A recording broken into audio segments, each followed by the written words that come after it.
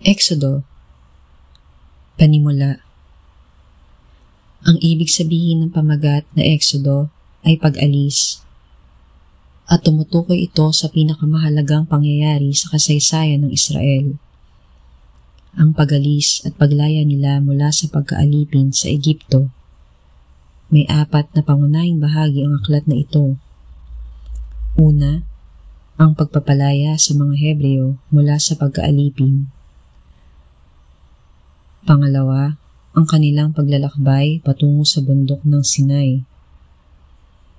Pangatlo, ang pakikipagtipan ng Diyos sa kanyang bayan kung saan ibinigay sa kanila ang mga kautosang moral, sibil at panrelihiyon upang maging gabay sa pamumuhay. At pang-4, ang pagtatayo ng dakong sambahan at paglalagay ng mga kagamitan dito at ang pagbibigay ng mga tuntunin tungkol sa mga pari at sa pagsamba sa Diyos. Higit sa lahat, inilalarawan ng aklat na ito kung ano ang ginawa ng Diyos nang palayain niya ang Israel at gawin silang isang bansa.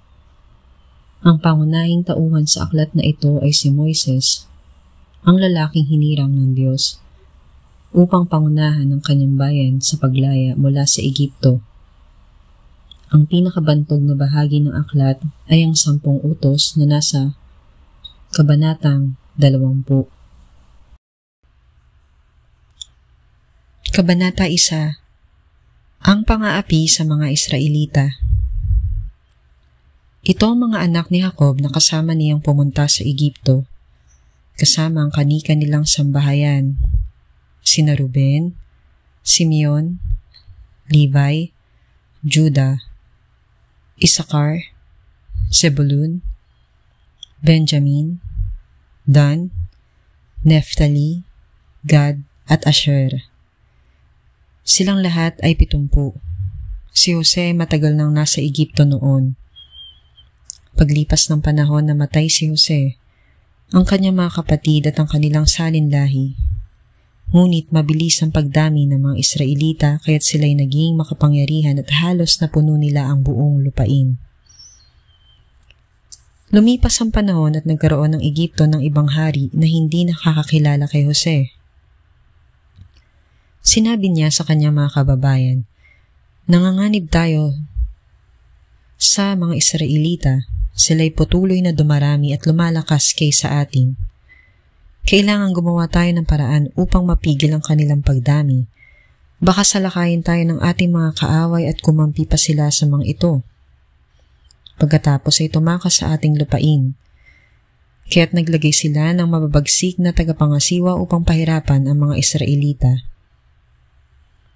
Ipinagawa ng Faraon sa mga ito ang mga lungsod ng Pitom at Rameses, mga lungsod na imbakan ng mga pagkain at kagamitan.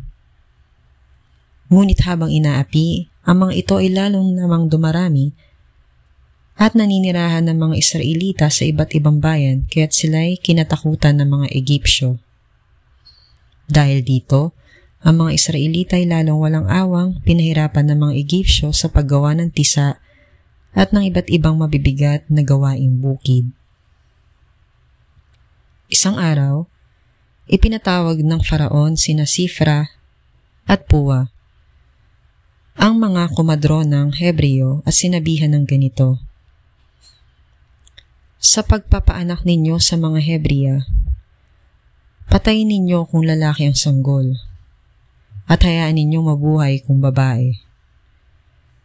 Ngunit dahil sa takot nila sa Diyos, hindi sinunod ng mga komadrona ang utos ng hari. Hindi nila pinapatay ang mga sanggol na lalaki. Dahil dito'y ipinatawag sila ng hari at tinanong, "Bakit hindi ninyo pinapatay ang mga sanggol na lalaking isinisilang ng mga Hebrea?" Mangyari po, iba ang mga Hebrea sa mga Egyptia. Madali po silang manganak kaya naisilang na ang sanggol pagdating namin, sagot nila. Kaya't patuloy na dumami at lumakas ang mga Israelita. Ang mga komadrona naman ay kinalugdan ng Diyos. Sila'y pinagkalooban niya ng mga sariling pamilya. Inuutos naman ng Faraon sa lahat ng kanyang nasasakupan Naitapon sa ilog Nilo ang lahat ng lalaking isisilang ng mga Hebrea at hayaan namang mabuhay ang mga babae. Kabanata 2. Ang pagliligtas kay Moises.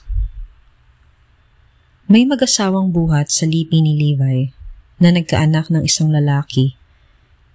Napakaganda ng bata kaya 3 buwan itong itinago ng ina.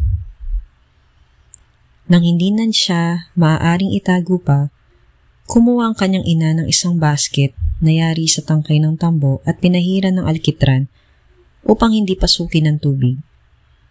Pagkatapos, inilagay niya rito ang sanggol at inilagay sa talahiban sa may pampang ng ilog. Ang kapatid na babae naman ng sanggol ay tumayo sa di kalayuan upang tingnan kung ano ang mangyayari. Maliligo noon sa ilog ang anak na babae ng Faraon. Natanaw niya ang basket kaya't ito'y ipinakuha niya sa isa sa kanyang mga katulong na naglalakad-lakad naman sa tabing ilog. Nang maiabot sa kanya ang basket, inalis niya ang takip nito at nakita ang batang umiiyak. Naawa siya at kanyang nasabi, "Ito'y anak ng isang Hebrea." Ang kapatid naman ng bata ay lumapit sa prinsesa at kanyang sinabi, "Kung gusto po ninyo, ihahanap ko kayo ng isang Hebreang mag-aalaga sa sanggol na iyan." "Sige, ihanap mo ako," sagot ng prinsesa. Umalis ang batang babae at tinawag ang mismong ina ng bata. Nung dumating ito, sinabi ng prinsesa, "Alagaan mo ang sanggol na ito at uupahan kita." Kinuha ng ina ang sanggol at inalagaan. Nang malaki na ang bata, dinala siya ng kanyang ina sa prinsesa. At siya itinuring na anak nito. Sinabi niya, "Iniihawon ko siya sa tubig, kaya Moises ang ipapangalan ko sa kanya." Tumakas si Moises. Nang binata na si Moises, dinalaw niya ang kanyang mga kababayan at nakita niya ang hirap na tinitiis ng mga ito dahil sa mabibigat na gawain. Nakita pa niyang sinasaktan ng isang Egyptyo ang isang Hebreo. Tumingin-tingin siya sa paligid. Nung wala siyang makitang tao, pinatay niya ang Egyptyo at tinabunan ito ng buhangin. Nagbalik siya kinabukasan at may nakita siyang 2 Hebreong nag-aaway. Tinanong niya ang may kasalanan, "Bakit mo sinasaktan ng kapwa mo Hebreo? Sinong nagbigay sa iyo ng kapangyarihan mga siwa at humatol sa amin?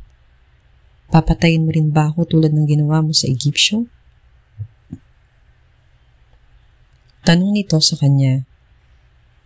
Natakot si Moises nang marinig niya ito at noon niya nabatid na may nakakita pala sa ginawa niya sa Egyptyo. Nakarating ang balita kay Faraon kaya ibig niyang ipapatay si Moises, ngunit ito'y nakatakas at nakarating sa Midian. Pagdating sa Midian, naupo siya sa tabi ng isang balon. Dumating naman ang 7 anak na babae ng pari roon upang sumalok ng tubig at painumin ang kawan ng kanilang ama. Ngunit may dumating na mga pastol at itinaboy sila.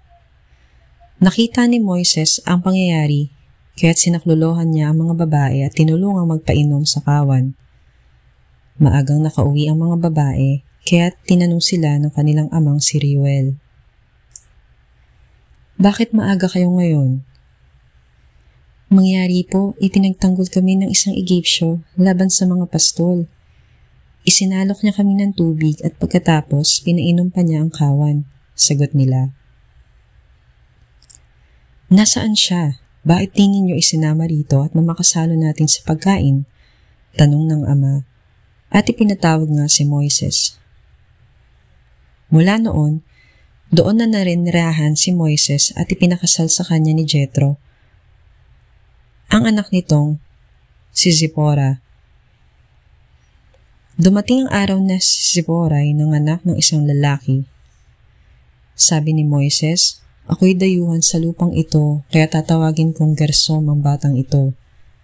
Pagkalipas ng mahabang panahon, namatay ang Faraon, ngunit dumarating pa rin ang mga Israelita sa patuloy na pang-aalipin sa kanila ng mga Egyptyo. Narinig ng Diyos ang kanilang daing at naalala niya ang ginawa niyang kasunduan kina Abraham, Isaac at Jacob. Nakita niya ang kalagayan ng mga Israelita at siya'y nahabag sa kanila.